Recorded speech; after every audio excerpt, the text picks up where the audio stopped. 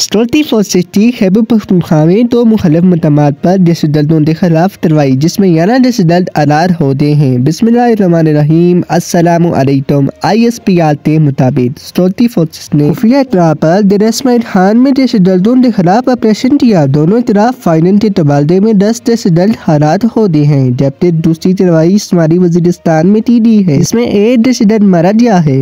ISPR کے مطابق ہلاک دہشت گردوں کے قبضے سے بھاری مقدار میں اسلحہ اور دورہ بارود برآمد ہوا ہے۔